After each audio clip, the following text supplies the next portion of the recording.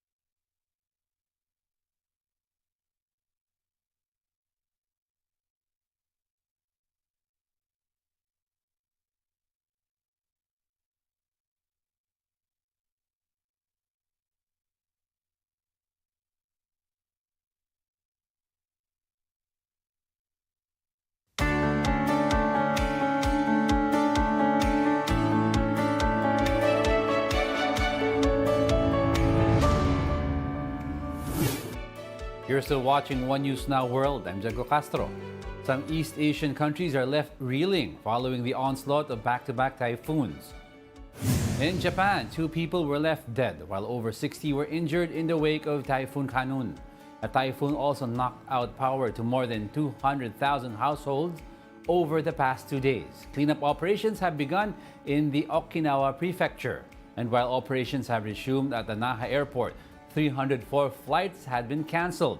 Kanun also caused dozens of flights in Taiwan to be canceled and subway services to be reduced.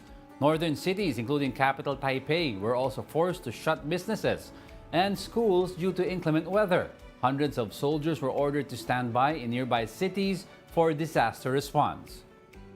Meanwhile, in China, rescuers have been deployed to evacuate residents trapped in floods due to Typhoon Doksuri. One village in Suzhou City was virtually cut off from the outside world as 200 residents were stranded in floodwater. Rescuers also supplied aid to those in need and worked to clear sludge and rubble off roads.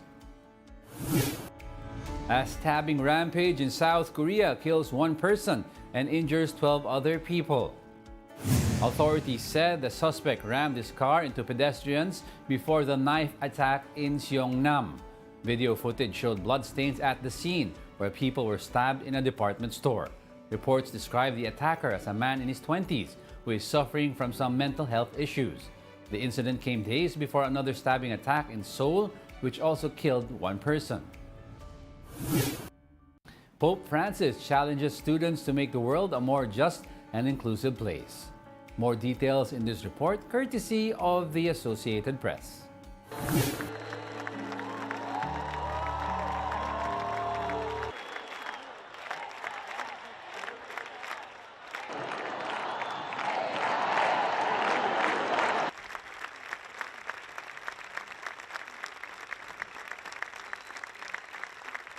El título de estudio, en efecto, no puede ser visto solo como una licencia para construir el bienestar personal, no, sino como un mandato para dedicarse a una sociedad más justa, una sociedad más inclusiva, es decir, más desarrollada.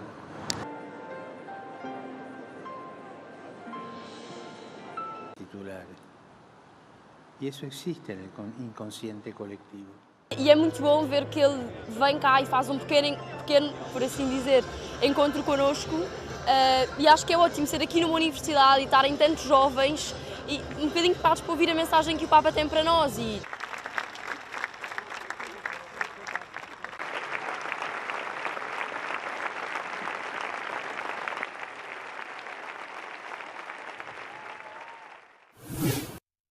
And those are the top world headlines of the hour. Join us again at 9:45 a.m. as we continue to monitor the day's biggest stories. I'm Jago Castro. We are One News. All sides, all the time.